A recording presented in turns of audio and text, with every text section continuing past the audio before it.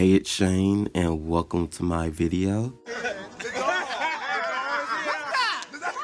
So, as you could tell from the title and or thumbnail, we're about to talk about season 2 of Euphoria. And I'm going to try to jump straight into it because I have lots to say. Got my little notes and everything to try to keep this video as short as possible. Lord knows it'll probably still be long. So, let's just get straight into it. So I'm going to be talking about some serious topics, including stuff revolving around addiction, depression, mentions of self-harm, stuff of that manner. So this is a content warning and also a spoiler warning for the entire season. On my list first to talk about, we're going to be talking about the whole Cassie, Nate, and Maddie situation. First, I want to say, my sis Cassie, she is down bad. Like, she is down bad this season. Stand up! Stand up! My God. And I can sympathize with Cassie to some extent, even though I'm going to get into later how I feel like a lot of her behavior was really fucked up. But I can sympathize with Cassie. Maybe it's because of, I feel like I personally been in similar,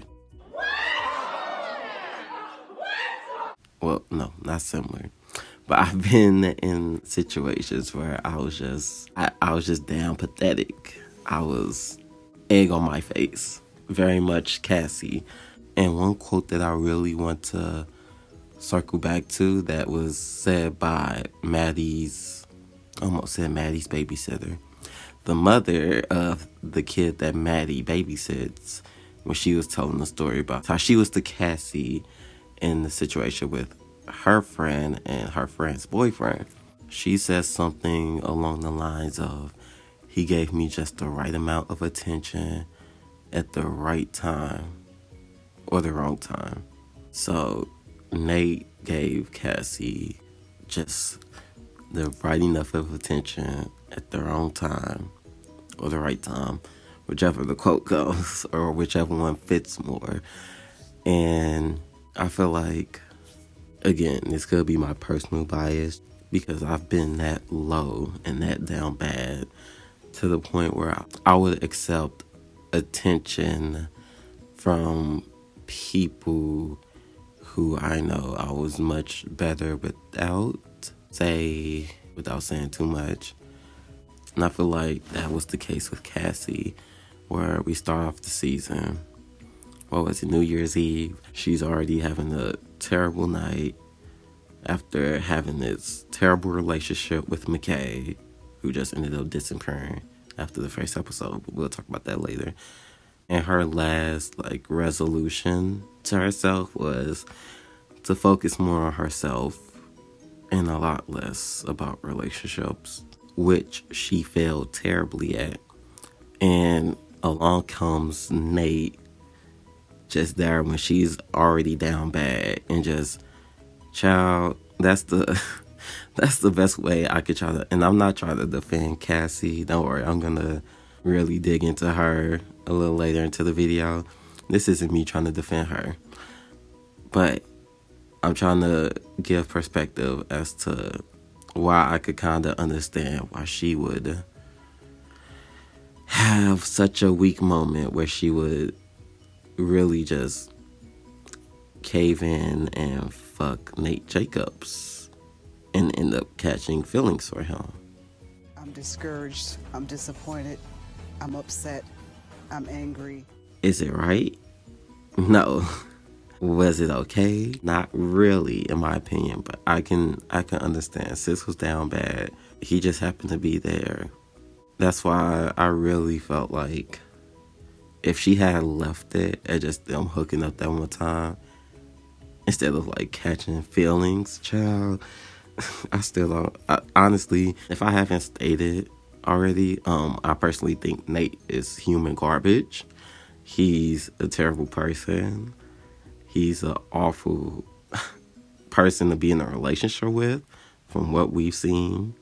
He's just a shitty person all around, to be honest, in my opinion. Don't like him. He's a menace to society. He can go. So that's why I'm trying to grasp how Cassie just was able to just like fall for this man after one drunken night and one little hookup in the bathroom. But I digress. So they start becoming a thing. They start sneaking around, and simultaneously, Maddie is also talking to Cassie about her previous relationship with Nate, if they should get back together and whatnot. And it's like, I can give more of an excuse for Maddie wanting to get back to Nate, because she had a full-fledged relationship with this man, an extremely abusive and toxic relationship. But as most of us know, or I would hope most of us know, that victims of abusive relationships tend to go back to their abusive partner, because it's not always just easy to leave and stay gone from your abusive partner for a multitude of reasons. So I could definitely understand, with even all the hell that Nate put her through in season 1, why Maddie would kind of be like, oh, she's missing him. Maybe I would want to get back with him, yada, yada, yada. So for Cassie to just be sitting there in Sis' face, she was trying to convince Maddie not to, but for the wrong reasons. Like she told Maddie, she said something like, you guys aren't good for each other. You're toxic for each other, which is all tea. But we know damn well Cassie is only saying that just so she don't feel so shitty about hooking up with Nate, and where she can keep hooking up with Nate, because of course that's not going to continue if him and Maddie get back together. And honestly, the moment where Maddie finds out that Cassie was sleeping and messing around with Nate, it was a moment I've been waiting for. Like, it's one of those tense moments where it's like, it's gonna happen, but you're still not ready for it. So when it actually happened, I was very I was ready for it to happen, but I was not ready, child. I was not ready. And honestly, I feel terrible for Maddie in the sense of having that type of betrayal of a best friend. Because Maddie and Cassie, they were best friends. They were good Judies. Regardless if Maddie and Nate wasn't together, that's still kind of fucked up. Especially, and that's another thing I almost forgot to talk on. That's another reason why I'm like, I could give Maddie more of a pass or an excuse for wanting to get back with Nate, as opposed to Cassie finding interest and wanting to be with Nate, because it's like, you was there, you witnessed firsthand the hell he put Maddie through. You witnessed firsthand how shitty he treated Maddie. So it's like, for you to find some attraction towards him, to the point where you're like, I want to be with you. What's going on up there? What's not clicking? What's not clicking? Something's not right, because how? Like, even with you being down bad and down pathetic, it's like, even after the moment of y'all hooking up, it's like you really fell for him. I don't know, that's what really blows me. So that's why I'm like, and I quite honestly love Cassie and Maddie's friendship. So to see that crumble midway through the season, it was quite sad. It was quite sad. Although it was sad to see the big secret come out, it was also in some type of way satisfying, because Cassie was doing something she should not have been doing behind her best friend's back. And like, I remember the episode where it was Maddie's birthday, and how Cassie, oh my God, Cassie was a hot ass mess. where she got drunk, threw up in the tub, whatever. The hot ass fool. When Snake came over, like, oh my god, stuff like that. Stuff like that really was like, it was so hard to watch. So that's why I got some satisfaction out of the gag being up. Like, the snakes out of the bag. I don't even know if that's the right saying, but I'm using it. And if I'm gonna be quite honest, it was quite satisfying. After Cassie got her makeover, that weird ass makeover where she was like a wannabe Barbie version of Maddie, like, after that, it was quite satisfying to see Maddie go the fuck off on her. After she interrupted Lexi's play, we're going to talk about that. We're going to talk about that soon. After she went on stage and interrupted Lexi's play and gonna attack the performers of the play, child, like, when Maddie said, oh, she needs to get put down, like, she needs to be put down.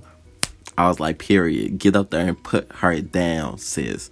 Put her down. Give her that reality check that she been needing. Because for the 2 to 3 episodes before that, she's been acting the hot ass fool. Cassie was acting the hot ass fool when she and Nate officially became a public thing. Like, that was, oh God, that was, sis was really embarrassing this season. Are you not ashamed of yourself? Are you not embarrassed? This is really embarrassing. And she got even more embarrassed after she got her ass beat on stage in front of the whole school, which, like I said, I felt terrible seeing their friendship crumble. But to see Miss, oh, I'm crazier than Maddie. I'm crazier. I'm not afraid of her. I could be the villain if you want me to. To see that same girl get chased around on stage because she was running from Maddie, then proceeds to get slapped, her head banged into the wall. It's like, all while running from Maddie. Like, sis wasn't even trying to defend herself. Miss Big and Bold and Bad wasn't even trying to defend herself. Okay, girl. Okay, I see you. So that was a bit satisfying. Now, their closing moment that they had in the finale, where Cassie admits to her clownery and was like, you know, Nate broke up with me even before I got on that stage and showed my entire ass. And Maddie just being there like, well, this is just the beginning of him having you act a goddamn fool because of him. This is just the beginning. And what a beginning it was, getting embarrassed in front of the whole school. It's quite embarrassing. He's going to be having you very embarrassed if you continue to keep up this relationship with him. Cassie, girl, like. So, yeah, that's basically all I have to say about that. Cassie was down bad. And I actually feel like some way, shape, or form, Maddie really showcased her growth. I mean, I know she did get violent in the end, but even after, like, seeing them in the hall together and stuff, like, she still, I don't know, I feel like she tried to take a more mature route, tried to, you know, take the higher ground or whatever.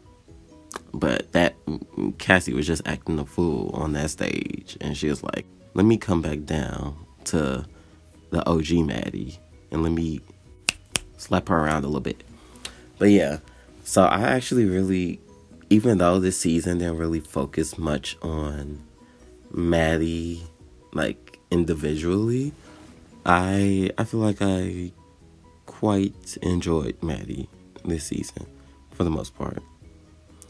Cassie, at least when you've hit rock bottom, you know, there's nowhere else to go but up. Hopefully this was her rock bottom. If she gets worse in the next season, I'm going to be quite disgusted. Nate, he can choke. He's quite awful. He's quite disgusting.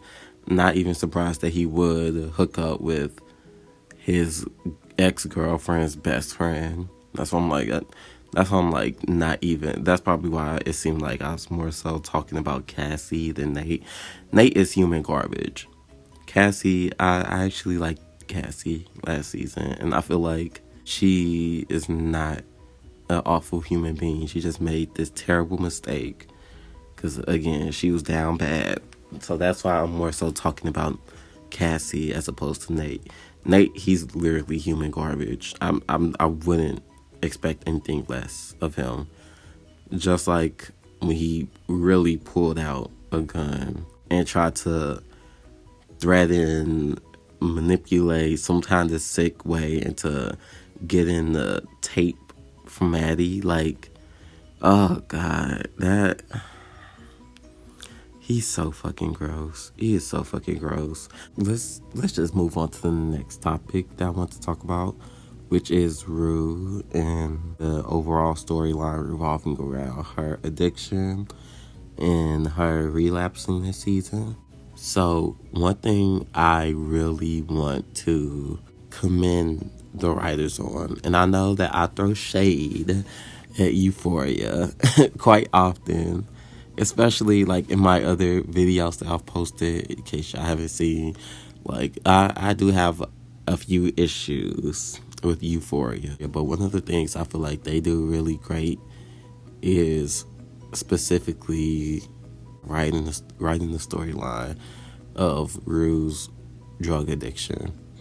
And this season, as someone who has struggled with addiction, not necessarily drug addiction, but other forms of addiction that I would rather not get into personally, and also as somebody who has a very close family member who struggles from addiction to alcohol and also partake in drug usage at times, a lot of moments specifically revolving around Rue, Gia, and her mother like really hit close to home. And I feel like the toxicity of the household was really displayed quite accurately. Like, after it's revealed that Rue relapsed and has been using drugs, the episode 5, in which we basically get the whole episode showcasing the aftermath of Rue's mother finding out, courtesy to Jules. It was just extremely intense, and I feel like the portrayal of Rue's relapse and the way she attacks the one she loves verbally, physically, emotionally is very much accurate to someone struggling with a hardcore addiction such as that. And I love how we also got to see, or they also touch more into the perspective of Gia, because having to witness someone you love, your sibling, go through this addiction and relapsing, and it's quite honestly hell. It is really quite hell, which I really felt like I connected with Gia's character even more, because it's hard to be there for someone who you love them, but they continue to keep making these decisions and mistakes. And it's like, you understand that it's an addiction, but also it gets to the point where it's like, you can't keep excusing it, you can't keep coddling it. It's such a draining experience. And seeing a little more insight into Gia and how it's affecting her was very much needed, because Rue isn't the only one affected by her addiction, you know, and we quite honestly don't get to see enough of Gia and Rue's mother and how much it affects them. Like, we see from Rue's perspective, but outside of Rue's perspective, we don't get to really see how much it struggles with them. That's what I really loved about episode 5. Just mainly focusing on the family dynamic and the mother and Gia trying to, I don't like saying deal, because that seems I don't want that to come off like as if Rue is a burden in a type of way, but having to try to navigate with having a loved one that's an addict and trying to help them even though they do not want to help themselves. And can I also, before I start talking about Rue's relationship with her mother, can I also say that the actresses, Storm who plays Gia, and Nika King, who plays Rue's mother, Leslie, they deserve their flowers. They deserve some recognition for their acting within episode 5 specifically. Rue, played by Zendaya, she did an amazing job too. Like, my God, Storm and Nika, they really, it felt so real. That's why that episode was so intense. Not only for me, but I've seen a lot of people talking about how great and intense of an episode that was. They really did that. They outsold. They really did. They did a great job at portraying their roles. Loving family members that's in distress, that's also tired and fed up, but still trying to help as much as they can. It had me emotional. It really did. So they did an amazing job. And I want to talk about how after Rue starts to become sober, the talk that her mom and her had, where her mom basically came to a realization where her putting Rue first and trying so hard to help save Rue, despite Rue not wanting help or to be saved or to save herself, that she's really neglecting Gia.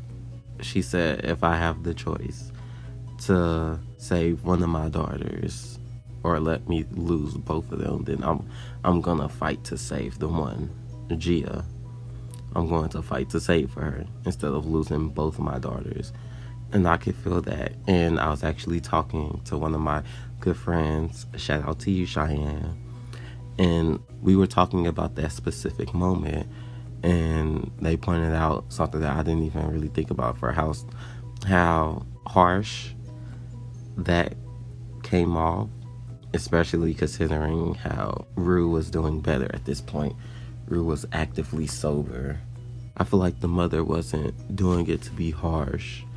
I feel like she just got to that point where it's like, okay, she seems to realize that she can only do so much. But if Rue does not want to save herself, there's no hope in her. And as somebody who struggled with depression and anxiety and other disorders and self-harm, I can completely understand being that person where people are trying to help you, but if you truly don't want help and you don't want to help or save yourself, that hope doesn't do much. And I feel like that's what Rue's mother, Leslie, was getting at. She was like, not only do I have no control over you, you're about to become a legal adult, so then I'm gonna have even less control over you. Instead of neglecting Gia and literally wearing myself down to try to save you, I just have to let you be at this point. If you want help, then I will help you. But if you don't, there's nothing I can do about it. And I'm just going to have to let you be. And I'm going to have to focus on Gia. It's basically what I took from her saying that. And I feel like Rue really took that in. I feel like that moment was kind of needed for them to have. Even while things are going good at the moment, while Rue is sober, just to have that moment to be like, she's come to this realization. But yeah, their acting was phenomenal. There were so many moments where I've lived those moments, and I'm just like, it really had me emotional. They did a fantastic job. So a round of applause for Storm, for Nika, and for Zendaya. They did amazing. They really did, which made episode 5 honestly fantastic. Okay, switching gears. Now let's talk about the big great finale. Lexi's play. Now this, I'm gonna just say it. I honestly love Lexi's play. Like, don't get me wrong, there's criticism. We're gonna get to that. But I really love Lexi's play. And this season has really made me love Lexi. I also could be very biased because I personally feel like I could relate a lot to Lexi as being a bystander, as being somebody that watches and observes as opposed to act and do, and being a writer and using writing as a form of an outlet for your issues, your trauma, just stuff like that. And I feel like Lexi making a play really, it was her moment to shine. And she outshined everyone. She really did. Sensational. She did a fantastic job writing the play. She really did. I don't know what kind of budget Euphoria High has, but those sets, oh my God, they were great. Speaking of great, Ethan. Ethan also has to get his round of applause. Ethan was out there playing several different roles greatly at that. She's about to do what she's about to do, and she's about to show what the girls should have did. Oh my God, Ethan did amazing. It was such a treat. This was the most I've enjoyed Ethan all season. I'm glad he got to have such a big part in the play. I love seeing him not involving Kat and like their relationship. I would love to see him become more of a focused character individually next season. And the performance of Holding Out for a Hero, where he was playing Nate and they had the very homoerotic workout scene, like, oh my God, that was mwah, chef's kiss. Like, that was so perfect. I was literally gagging. I was literally mouth open gagging, like, oh my God. They really just allowed that to be portrayed on stage in the high school. They did that. Like, wow. To quote Maddie, Lexi, you're a motherfucking G for that. Like, literally, she really did the damn thing. Ethan and his backup little dancers, they did the extras and everything. They did great. They did amazing. And I'm laughing because I'm thinking of Nate storming out and be like, yo, that is so homophobic. Like, shut that ass up. Shut your ass up. Yes, paybacks. Payback. For what? For what? Paybacks. It's so funny. It's so funny to me. That was great. Embarrassing for Nate, but great. As I said, Nate, he's a real piece of shit. So I'm sorry you can't get that much sympathy out of me for him. That was fucking great. I love that. Oh, and can we also talk about Bobby? The very small moments that we got to see from her. Like, she has so much potential. Hopefully they do to her what they did with Faye. As just like being introduced in this season as such a small character, but then the next season becoming a more involved character. I would love that for Bobby. And I would also love for them to have a visibly black girl character, a part of the group, our group of teens, our group of students. That I would honestly love that. Because that's one of my main complaints about Euphoria, which, referencing my other videos, the lack of dark and visibly black women of the show. And Bobby, she's quite interesting. Sis is quite interesting. And seeing her really be like, her and Lexi being in like go time for this play, Bobby making sure everybody was on top of their shit, seeing their love for theater and their commitment, like, I love that. And what did Bobby say? She said, art should be dangerous. Art should be dangerous. I love that. When she said that to Lexi after the play completely went off script and turned into a mess. The way she was there for Lexi, the way, come on, make Bobby a main character. Like, come on, Euphoria writers. Like, what's tea? Just give it to us. Okay. Now, before I move on from the play, we also have to talk about some criticism I've seen about the play. Some of it is very justified. So one of the main criticism I've seen people have with Lexi's play is depicting such personal moments involving Rue and like her father, and depicting that on stage. That kind of made me feel a type of way as well, like seeing how many personal moments she wrote into the play that was directly based from what happened in real life, like the funeral scene. It kind of took me by surprise too. And honestly, I feel like if Rue had an issue with it, then I would also be a part of the people critiquing Lexi for that. But since Rue didn't mind, and I believe that this is kind of, I've been seeing within the fandom that people are kind of confused, as of I. So if you remember the specific scene where Rue calls up Lexi and she's like, I love to play, and they hang out and they had that talk, that very great talk about dealing and coping with trauma and experiences you've had in life, and how Rue was basically like, she don't know how to cope in a healthy way like Lexi did by writing the play. Like, when they had that moment, and then we end up realizing that was also a moment that was depicted in the play, I believe that was because Lexi let Rue read the entire play before actually showcasing the play. Where basically Lexi allowed Rue to read the entire script of the play before it was even, performed. Which I'm pretty sure that's what happened. That's how that scene was included in the play, because that ended up happening. So with that being done, I feel like with Rue giving Lexi the A-okay to include those moments, to be like, she's cool with it, that's what made me be like, oh, okay, I don't mind. Then if Rue had an issue with it, I definitely would have had an issue with it. And with her actually enjoying the play, that's why I personally don't have an issue with Lexi including all the personal stuff. If Rue had an issue, I would have an issue. So yeah.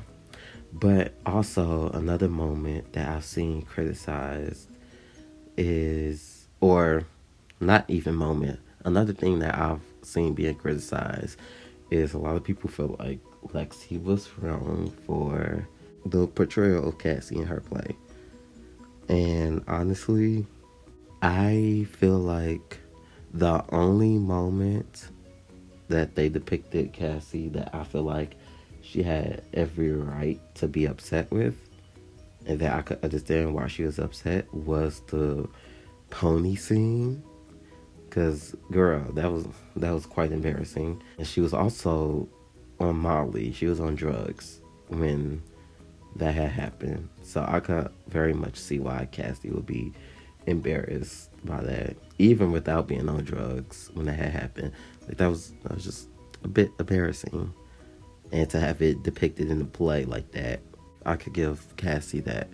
That moment was a bit, yeah, I don't know why that was included of all moments, but yeah, that was one of the only few moments from the finale that had me feeling bad for Cassie, because that was quite embarrassing.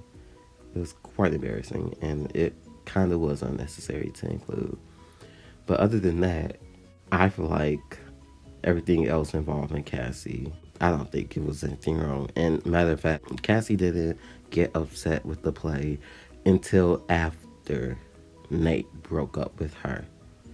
It was the holding out for a hero performance that got Nate upset, that got Cassie upset. Cassie didn't have an issue with the play.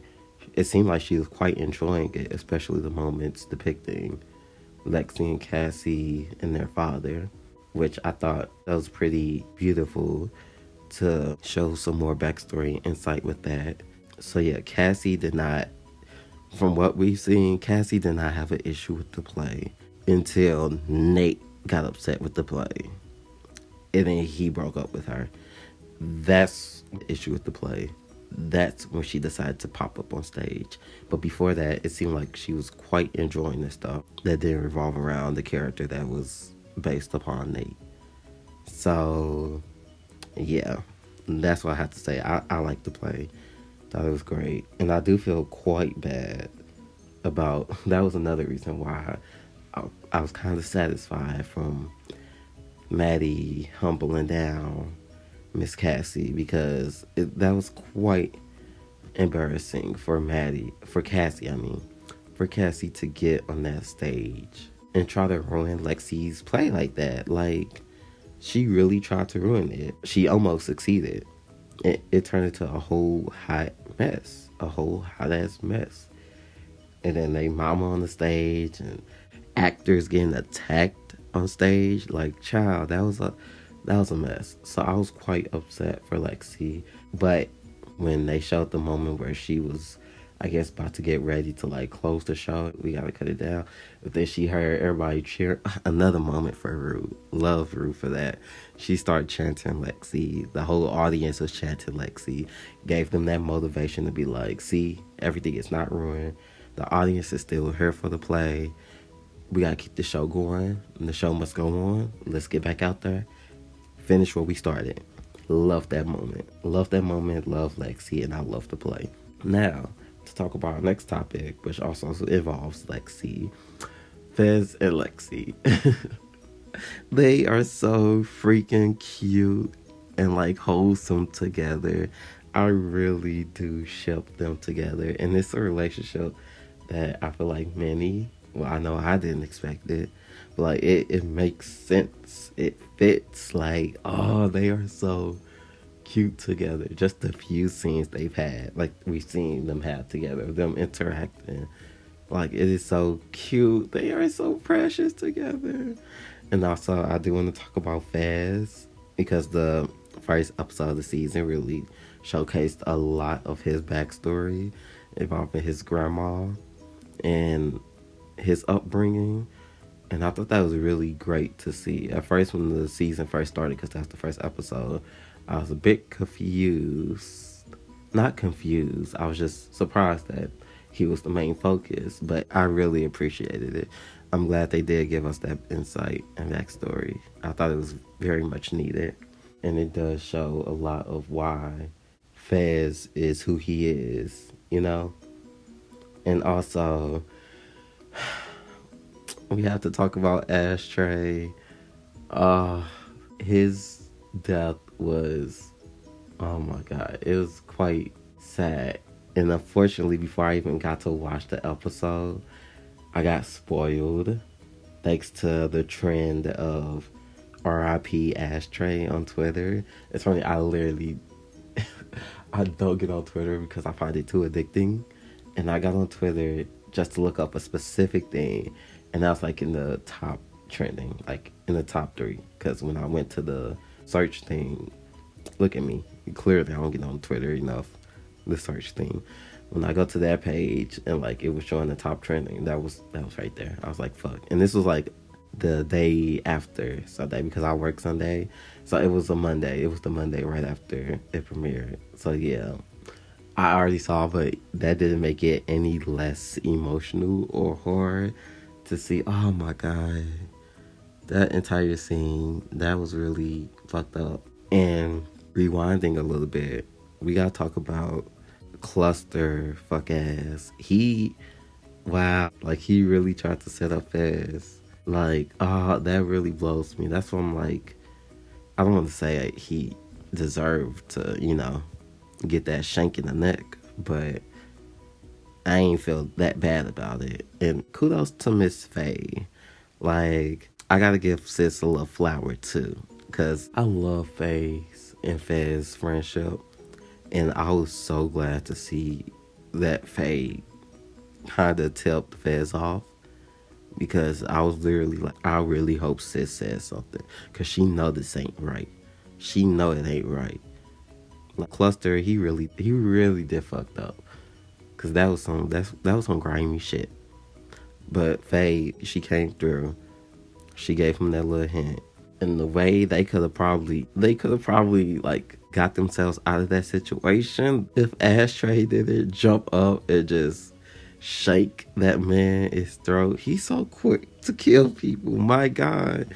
And it's like, it's sad. Like, I'm not trying to laugh.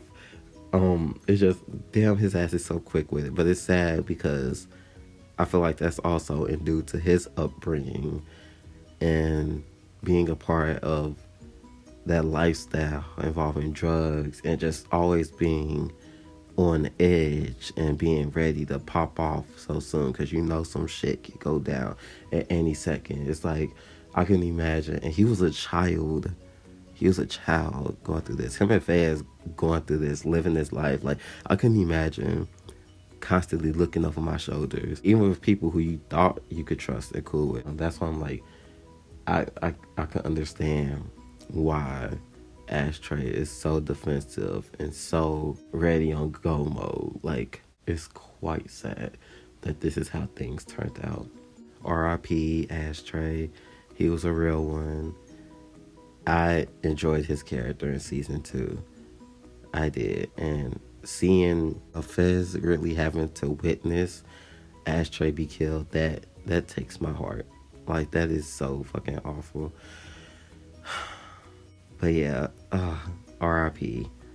R.I.P. And child, hopefully, I'm so scared for what's gonna happen to Fez next season. But they definitely locking him up. I know he still is gonna try to take the blame for killing Cluster, even with Ashtray being gone now. I know he's not gonna let him. I feel like he wouldn't let him still take the fall for that, even though he's gone. You know, I feel like he would still try to protect him, especially now in death. Man, I'm so scared. I'm so scared for him. And he missed Lexi's play, and then she dedicated it to him. He really missed it. Oh, damn. I'm quite interested to see what happens with his storyline next season. Okay, now we're gonna jump to Kat and Ethan. And literally in my notes, I just have toxic. So, I don't know what happened when it came to writing Kat this season, but I'm convinced that they're trying to make us really dislike her. Like, I promise you, the only moment in season 2 that I actually liked or agreed with Kat was when she told Maddie that I don't think we should be saying the R word, the R slur. That was literally one of the only moments I was like, I agreed with Kat. And I actually liked her in season 1, despite her being a little bit annoying. But like, my God, this season, it's like, it feels like they're trying to make us not, oh my God. I don't understand. I swear to God, I don't understand. Literally, that's why she was so bearable for like, the last 2 episodes. When she was just there being a good friend for Maddie. When we wasn't having any like real focus on her specifically. And the last time, so I'm like, okay, I enjoyed her. Other than that, my God, I don't know what it was. And it's like, I know there was also allegedly some behind the scene drama between the actress who plays Kat and the writers that also could have contributed to Kat's lackluster storyline this season. And I'm like, I can understand dealing with depression, and even with having this great partner in this relationship, like, you should feel happy, but you still don't. You should love yourself because you have somebody that loves you, but you still are struggling to love yourself. And I feel like they could have went in that direction. They could have written that so much better. They could have portrayed that so much better than what they did. Like, it started off like they had potential when they touched on it, but then we didn't talk about Kat like the next 2 episodes straight.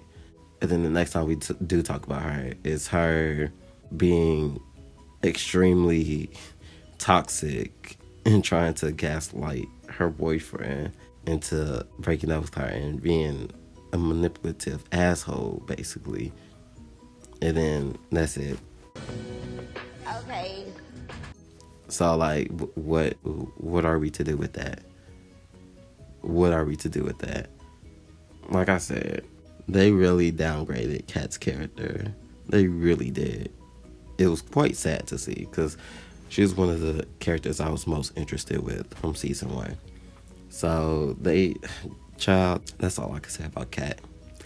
Now, moving on, let's talk about Rue, Elliot, and Jules and their whole dynamic. So, Jules, girl, it's wild to think how, like, insecure she was at the beginning of the season when she first met Elliot, and she's like, "Do you want to cheat on him, Rue? Do you want to cheat on me with him, Rue? Do you want to cheat on me with him? You want to, don't you?" And then for her to end up being the one that cheated with him, that cheated on Rue with him. Jules is a character I love, a very flawed character, like sis. I don't know, I feel like their love triangle was interesting to see. And Elliot as a character is pretty interesting as well. I feel like he contributed to this season a lot. And I'm excited to see him next season. Hopefully we get the storyline more revolved around him because, like I said, he's an interesting character. It's just, I don't know. I don't know how I feel in the sense of Elliot contributing to Rue relapsing. And, like, at the end of the day, it is Rue's choice to partake in drugs and not. But his influence definitely did not help her from not relapsing. So that's why I'm like, I don't know. I do want to say, though, I do want to say, I actually enjoyed it song. I know that's a lot of people are dragging him for filth, but I actually quite enjoyed his song. I thought it was really cute. I thought it was beautiful. He's got a nice voice. I actually enjoyed it. Was it long, especially compared to other scenes on the finale that should have been longer? Yes, it was very much long, but I did enjoy it. I did enjoy it. I did. I cannot lie. Oh yeah, and I did want to mention that in a way I can understand why Rue was very upset with Elliot, because he do kind of give Snake vibes.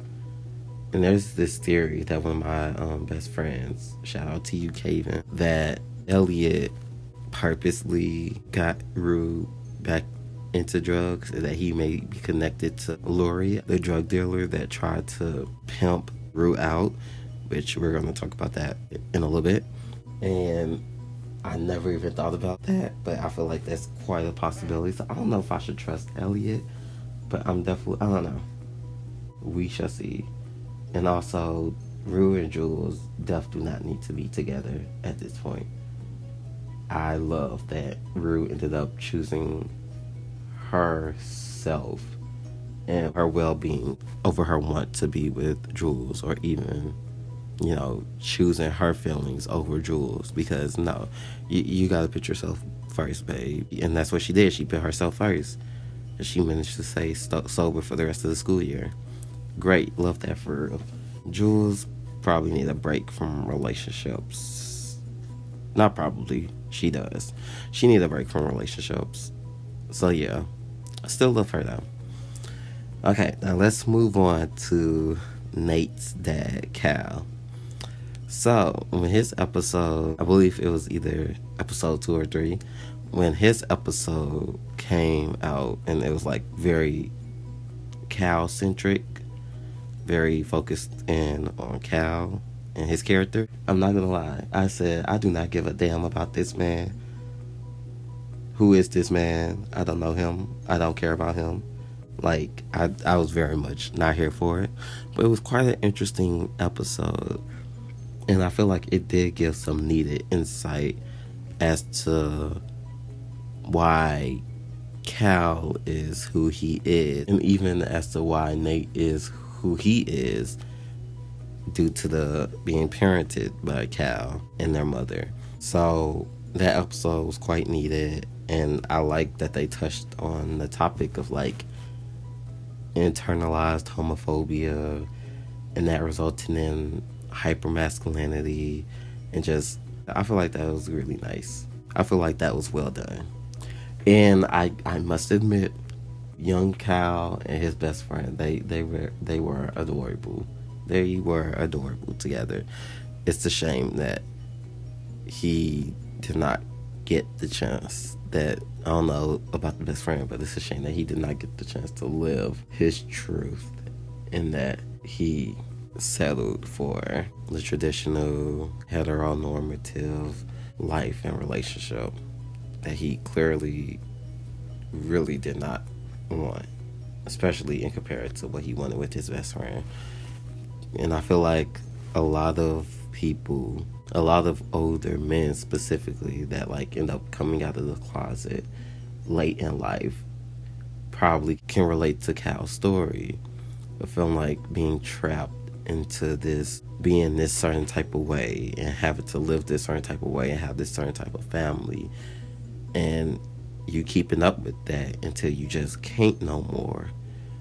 Where you hear about like these famous people and these politicians being caught late in life, like hooking up with men, having these double lives, because it's like, I couldn't imagine living so long not living my truth, you know, like hiding such a huge part of yourself, restricting such a huge part of yourself. Like, that sounds quite miserable. So I was like, you know, good job to you, Cal, when he decided to tastelessly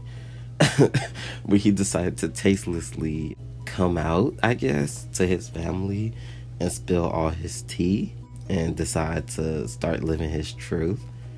Like, he's still a shitty father and not the best person either, but I mean, I guess hopefully this will be the start of him becoming a better person, like, I guess. Also, I do want to mention, it was so awful, but the scene, it was such a small scene too, but the scene where he was eating out that black dude, oh my god, that black dude, he is so cute too. I know I saw a picture of him and the actor Cal, because like, I guess he tweeted or posted about, you know, playing that little role. He is so cute, and I wouldn't have minded at all seeing more of him, even if it was just in the form of a sex scene. Okay, let me stop. So yeah, can Cal be redeemed? Child, I don't know. I guess so. I don't care for his character. Not I don't care for his character. I don't care for him as a person. So like, if they want to give Cal a redemption arc, that's fine. I'm still probably gonna dislike him. Like, I don't even have strong feelings on him. Like, as opposed to Nate, who I actively dislike. He's fucking gross. But Cal, he's just like, you know, they do what they want to do. Okay, so that's about all the points I wanted to talk about. I do have a few more things that I just noted as like plot holes within the season. So McKay only being in the first episode, and I also know this was because of issues with the actor, and that's why he ended up leaving the show or whatever. But that was just, I don't know, they could have written him off, or like even had him mention later on in the season. Like, literally, we just saw him for like that first episode, and it made it seem like he was gonna be, you know, a part of the main cast again, like he was in season 1. Then we never saw him again. Or even like have one of the other characters mention him like in some type of form of capacity, not just completely ignore his character. Like, that was a bit weird.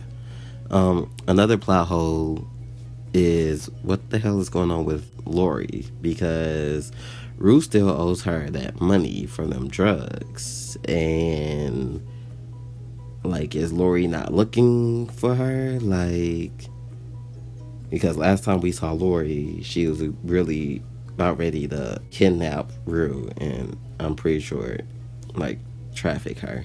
for the money. So what's tea with that? I feel like that's definitely something they should bring in the next season to actually resolve that storyline, because it just kind of got left with no real ending. So I'm pretty sure this won't be the last we see of Lori. But yeah, I feel like they just didn't mention it like at all. And like the ending monologue where Ruth talks about being sober for the rest of the school year, like it just isn't brought up again. Another thing that I felt like was very unfinished was Kat's storyline. Like I said, it seemed like they was ready to dive into her mental health, which I would have been here for. Definitely need more storylines revolving around mental health. But then they just stopped. Like, they just stopped. I really don't know what they were trying to do with Kat this season. Her storyline, or lack thereof, just was completely unfinished. But yeah, I think that's about everything. This video is already really long. Let me go ahead and end it here. So if you made it this far, bless you. I know I did a lot of talking, child. Bless your heart. Thank you. I greatly appreciate it. If you enjoyed this video, consider liking or even commenting. If you want to discuss anything that I brought up, like for season 2, or anything that I didn't mention that you felt like should have got mentioned or that you wanted to talk about, feel free to comment. I actually love having discussions in the comments, like especially when it comes to TV shows I enjoy. And if you enjoyed this, consider checking out some of my other content, consider subscribing. So yeah, I'll see you hopefully in my next video. Peace.